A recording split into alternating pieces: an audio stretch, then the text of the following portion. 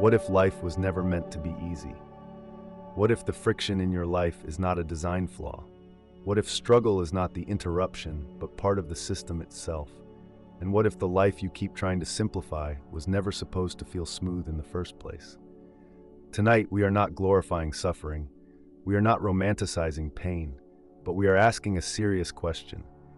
If life on Earth emerged through pressure, adaptation, competition, loss, and constant instability, why would we expect the human experience to be built around comfort? From a scientific point of view, life did not begin in a protected paradise. The earliest forms of life appeared in a planet that was violent, unstable, chemically hostile, and constantly changing. Earth was not welcoming. It was a test. Temperatures shifted, atmospheres transformed, ecosystems collapsed and reformed, entire species disappeared. And yet life continued, not because conditions were easy, but because living systems developed under tension. Biology tells us that organisms survive by adapting to challenge. Muscles strengthen through resistance. Bones respond to load. The immune system learns by encountering threats. Even the brain changes when it is forced to solve problems, face novelty, and recover from difficulty. In neuroscience, this process is linked to plasticity. The brain is not fixed, but reshaped by use, effort, and repeated exposure. In psychology, researchers have long studied stress not only as something destructive, but as something that, in the right dose and context, can strengthen coping mechanisms and increase resilience. One of the clearest examples comes from the concept of hormesis. In biology, hormesis refers to the fact that small doses of stress can trigger beneficial adaptive responses. Exercise is a classic case. When you train, you are not preserving your body in comfort. You are applying controlled damage. The body interprets that difficulty as information, then rebuilds itself stronger. No resistance, no adaptation, no pressure, no upgrade.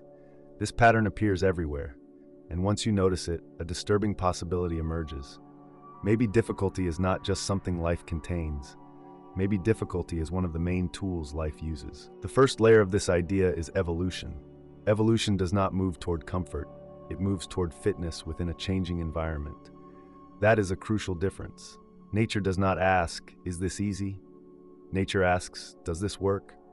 The creatures that survive are not the ones most protected from challenge, but the ones most able to respond to it. In that sense, struggle is not an accident in the history of life. It is part of the engine. The second layer is the human nervous system. Your brain did not evolve to keep you happy every moment. It evolved to keep you alive. That means it is biased toward detecting threats, remembering pain, anticipating problems, and conserving energy. This is why comfort can feel strangely empty after a while, and why growth often feels uncomfortable. The system inside you is not optimized for permanent ease. It is optimized for navigation. It is a survival interface, not a pleasure machine. Think of it like a map app. A map is not trying to make the terrain disappear. It is trying to help you move through the terrain. Mountains still exist, traffic still exists, storms still exist. The function of the system is not to erase complexity, but to help you respond to it. Maybe consciousness works the same way. Maybe the goal was never to eliminate the roughness of life, but to become better at moving through it. The third layer is meaning. Human beings often report that the most meaningful parts of life are not the easiest ones. Raising a child is not easy. Building mastery is not easy. Recovering from heartbreak is not easy. Telling the truth when a lie would be more convenient is not easy. Yet many people describe these difficult experiences as the very things that shape them most deeply. This does not mean pain is good by default. It means that difficulty and meaning often travel together. Why? Because meaning seems to appear where something real is at stake. When there is no resistance, there is often no transformation.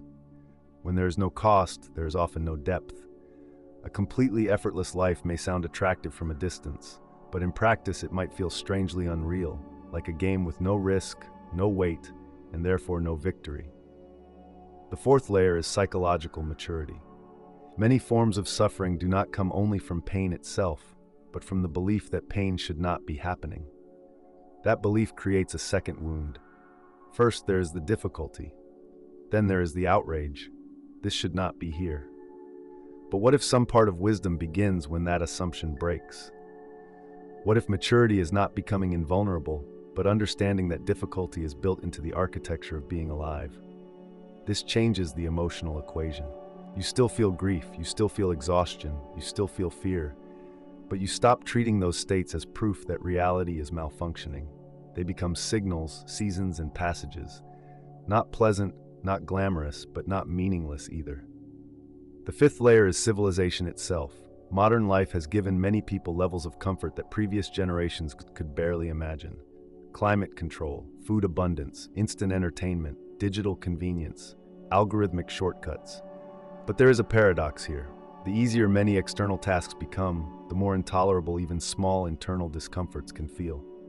When we remove too much friction from ordinary life, we may also reduce our tolerance for challenge. We become less practiced at patience, boredom, uncertainty, and effort. In trying to escape all hardship, we may accidentally make ourselves more fragile. That does not mean we should reject medicine, technology, safety, or progress. Of course not. The point is subtler. Making life easier is not the same as making human beings stronger. Those are not always the same project. So what follows if life was never meant to be easy? First, many of your struggles may not be evidence that you are failing. They may be evidence that you are participating in the real structure of life. The presence of difficulty does not automatically mean you chose the wrong path. Second, comfort may be a useful tool, but a terrible god. Rest matters, peace matters, healing matters. But when comfort becomes the highest value, growth starts to look like a threat. Then every challenge feels like an insult instead of an invitation. Third, resilience may be less about toughness and more about relationship. Not dominating pain, not denying it, but learning how to meet it without collapsing into panic or bitterness. In that sense, resilience is not armor. It is flexibility. Fourth, this idea changes how we interpret other people. If hardship is part of the human condition, then everyone you meet is carrying some invisible resistance, a hidden grief, a private fear, a long adaptation. This does not solve suffering, but it can deepen compassion. People are not just moving through life, they are being shaped by forces you cannot see.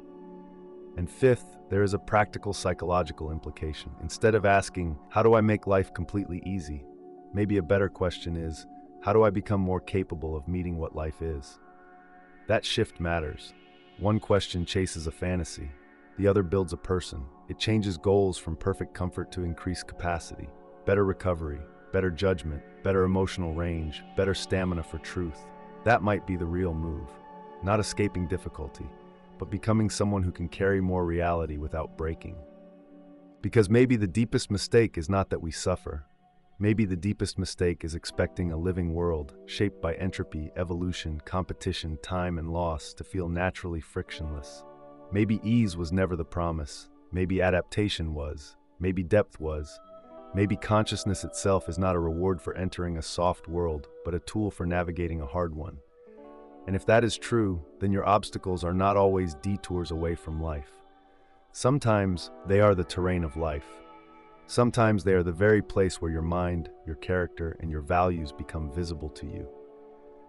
Life may not have been meant to be easy, but that does not make it cruel. It may simply mean that life is less like a padded room and more like a forge, a place where heat, pressure, and resistance do not exist to destroy everything, but to reveal what can take shape within them. So the next time reality refuses to become smooth, ask a harder question. Not why is this happening to me, but what kind of being is this moment asking me to become? Life may never become easy, but perhaps that was never the point. Perhaps the point was to become awake enough, strong enough, and honest enough to meet it. Lucid order. Question everything.